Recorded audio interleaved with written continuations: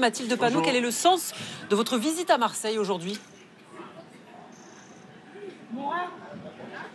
Alors merci d'abord pour votre invitation. Alors le sens de la visite à Marseille, c'est que nous avons théorisé la manière dont nous étions députés en disant un pied dedans, un pied dehors, pour faire rentrer les colères et les revendications qui existent dans la société à l'intérieur de l'hémicycle et pour aussi faire comprendre ce qui est en train de se passer dans l'hémicycle à l'extérieur, parce que la politique, c'est d'abord la manière dont nous vivons ensemble. Et les visites que nous avons faites aujourd'hui, notamment avec Solidarité Project à la Castellane et aussi avec Château en Santé à Calisté, permettent de nourrir notre travail parlementaire et rappellent que c'est d'abord le peuple qui doit décider en politique. Alors il y a, Mathilde Panot, les problèmes nationaux et les polémiques locales. Ici à Marseille, on a une polémique que la France Insoumise a soulevée, notamment dont la France Insoumise est à l'origine, puisque Sébastien Delogu fait partie des élus qui ont demandé à la ville de Marseille de se déjumeler de la ville d'Haïfa en Israël. Quelle est votre position sur ce sujet? Le maire de Marseille, Benoît Payan, a dit qu'il allait conserver le jumelage, mais qu'il pensait à jumeler la ville de Marseille avec une ville en Cisjordanie. Quel regard portez-vous sur cette polémique, vous?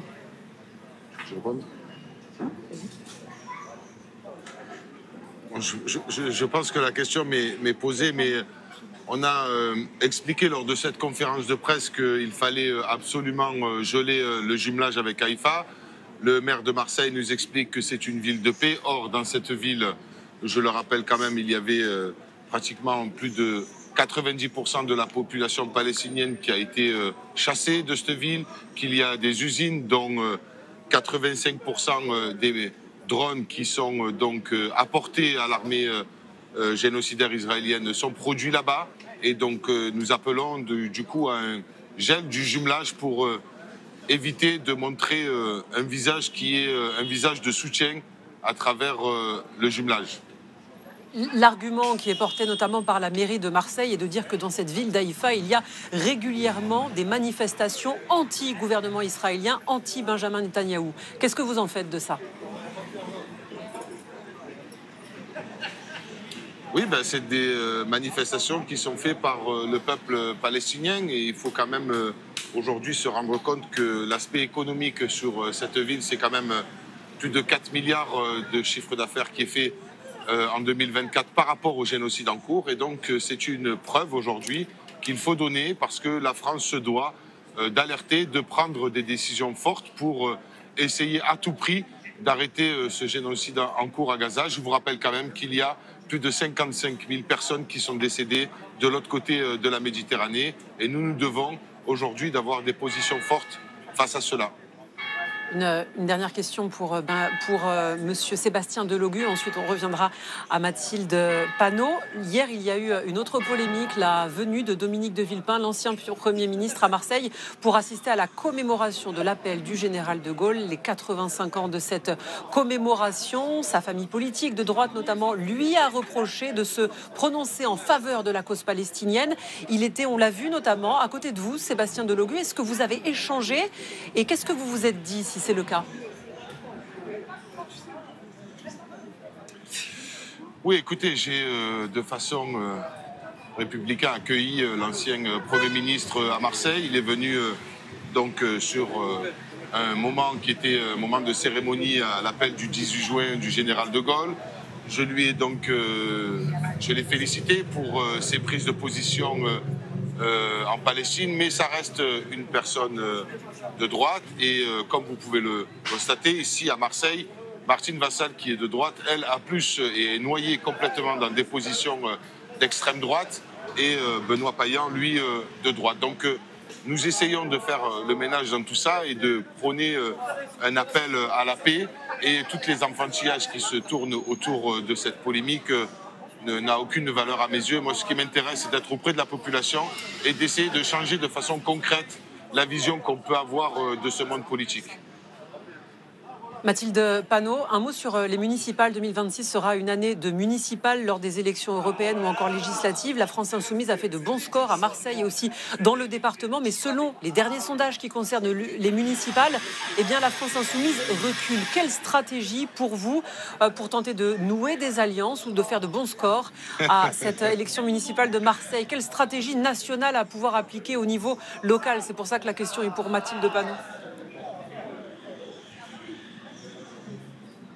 Alors, je vous confirme que la France Insoumise se prépare partout à avoir des listes avec un programme de rupture.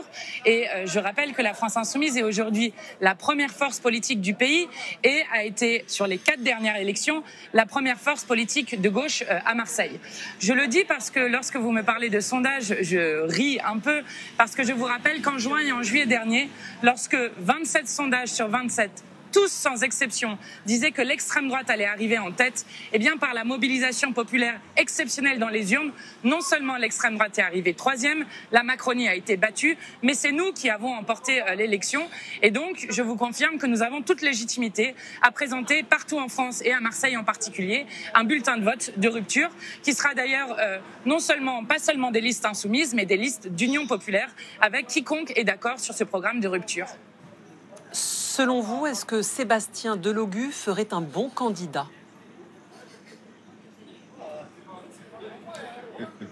Je vous confirme que Sébastien Delogu serait un excellent candidat, mais vous savez, la politique est une affaire de calendrier et donc nous ne grillons pas les étapes et donc je laisserai Sébastien Delogu dire ce qu'il en est au moment où il le décidera.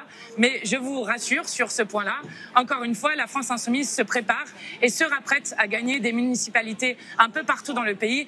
Et nous sommes un jeune mouvement politique, nous sommes nés en 2016, mais vous allez voir qu'avec ces élections municipales, nous allons continuer de nous ancrer partout dans le pays et même de gagner des villes. Sébastien Delogu, dernière question justement concernant cette stratégie, cette campagne, cette élection municipale de Marseille en 2026. Quelle est votre stratégie en termes d'alliance? Qu'est-ce que vous envisagez pour justement appartenir peut-être à la majorité municipale?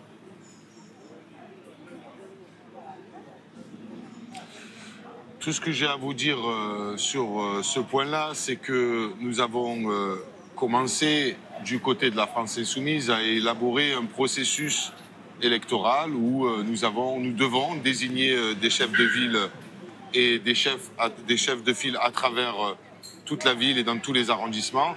Et puis par la suite, nous sommes en train de voir les autres forces politiques, mais surtout, et il ne faut pas les oublier, la société civile qui est, pour ma part, le plus important dans cette échéance municipale. Et nous ne sommes pressés de rien du tout. J'ai entendu qu'il y avait déjà des personnes qui candidataient pour être maire. En tout cas, pour notre part, c'est le collectif qui candidatera pour gagner cette ville de Marseille. Mathilde Panot, présidente du groupe La France Insoumise à l'Assemblée nationale, et Sébastien Delogu, député La France Insoumise des Bouches-du-Rhône. Merci à tous les deux d'avoir été les invités de Bonsoir Marseille. Merci à vous.